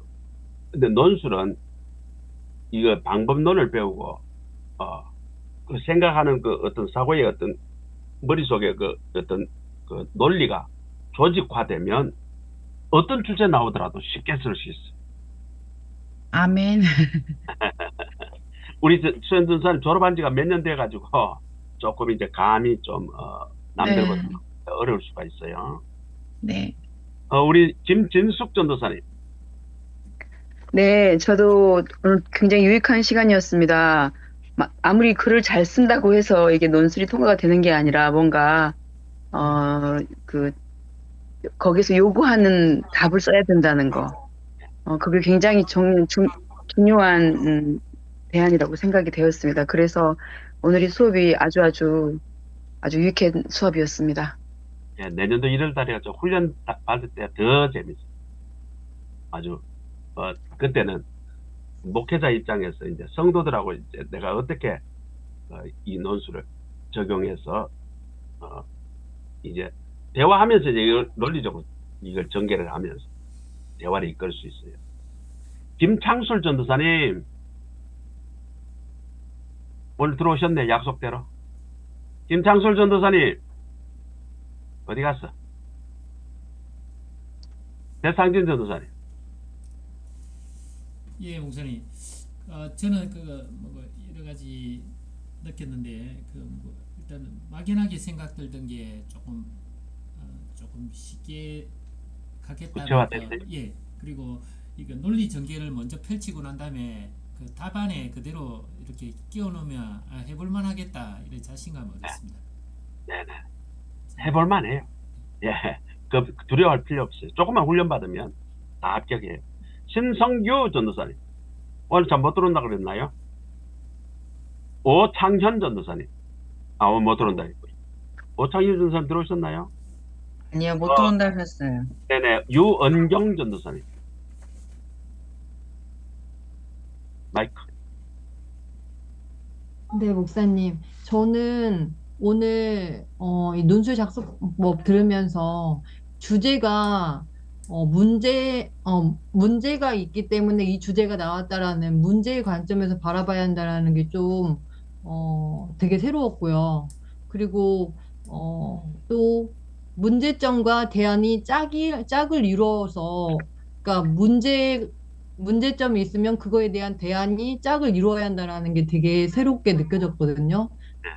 그래서 되게 유익했고, 전체적으로 이제 서론, 본론, 결론에 대한 내용을 어떻게 해야 하는지, 계략적인 이런 것들을 다 알게 돼서 되게 유익한 시간이었습니다. 윤진숙 전도사님. 윤진숙 전도사님 안 들어오셨나요? 이용권 전도사님. 이용권 전도사님.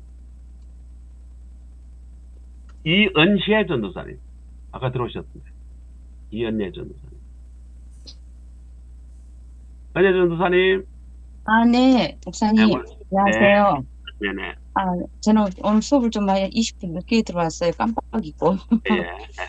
네, 그래서 앞부분에 대해서 좀 못 들은 게 아쉽고요. 네, 저도 논술 부분에 대해서 좀 막연했던 부분이 오늘 수업을 통해서, 많이, 야, 이렇게 하구나. 이런 걸 좀 많이 느꼈고요. 앞부분에 말씀하신 전도사님들의 그런, 말씀하신 부분이 많이 저도 중복이 되는 것 같습니다. 네. 그래서 좀 앞으로 좀 더 듣고 교육을 받으면 자신감이 생기겠다 이런 마음을 가졌습니다. 다 감사합니다. 다 합격합니다. 정성재 아닙니다. 감사합니다. 정성재 전도사님. 네, 목사님. 저는 사실 이 논술 지금 두 번째 듣고 있는데, 좀 아쉬운 게 지금 사람들이 지금 이 논술만 지금 오늘 이제 하고 마지막이잖아요. 나중에 1월 달에 뭐 하든 안 하든 그거는 네. 자유고. 그래서 이게 문제점하고 대안을 짝을 이루는 거 조금 더 해봤으면 하는 바람이 있습니다. 아, 그래요. 예. 원하시면 다시 특강에 학교 중에 말씀하시는 거죠?